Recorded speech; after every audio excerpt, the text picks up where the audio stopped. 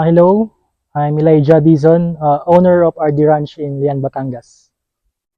Nag-cattle farming ako, pumasok ako sa cattle farming kasi nakita ko yung mga opportunity. Kasi yung market nito, napakadali. Then, sa paghahanap-hanap ko, nakita ko talaga na mas stable, tsaka mas hindi problemado na kagaya ng piggery, yung mga poultry, mas alagain. So, napunta ako dito talaga sa cattle farming. May background na ako sa livestock, sa goat, yung nag-breed din kami ng mga kambing. Then, eventually, nag-transition na kami to cattle kasi yun nga, mas stable talaga yung market niya, tsaka mas madali nang i-out. At madami talagang pwedeng gawin sa baka. Pwede mo siyang ibenta sa breeder or ibenta mo as live weight. So, yun yung nag-pursue sa akin. Tsaka parang confident din ako na pumasok dito kasi ang pinagkaiba lang parang mas malaki lang. Mas malaki lang yung pakakainin mo. So, nung nag-start kami dito, ano lang to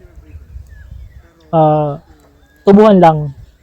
Hindi naman masyadong talaga advisable ngayon tubuhan.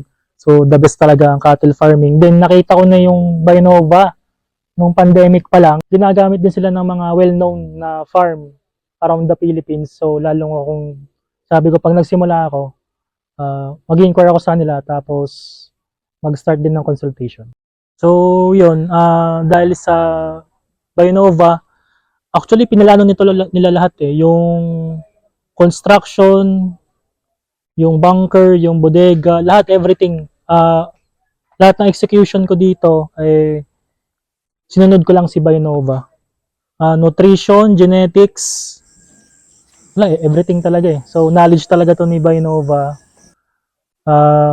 Then so far, satisfied naman ako. Kasi parang ang ano mo na dito talagang parang ranch type na talaga yung operational mo.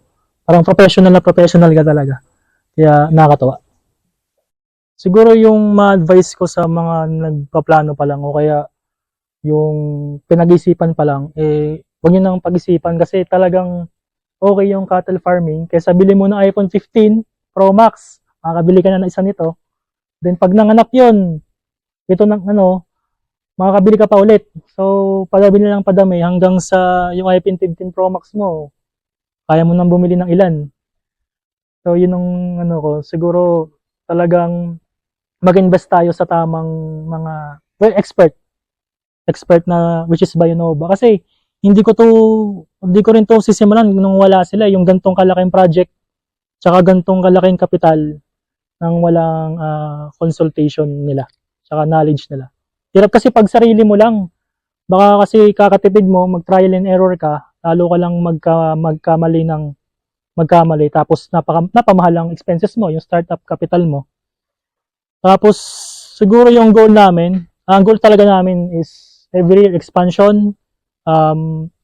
Pupunuin namin to lahat ng facility. I-maximize namin to. Then may plano naman kami ni Sir RJ na meron pa kaming malaki na project. Siguro hindi na dito sa Batangas, pero ayoko man sabihin. Pero sana ma-vlog din yun. Talagang yun ang pinakamalaki na project namin. Hopefully, masimulan namin agad.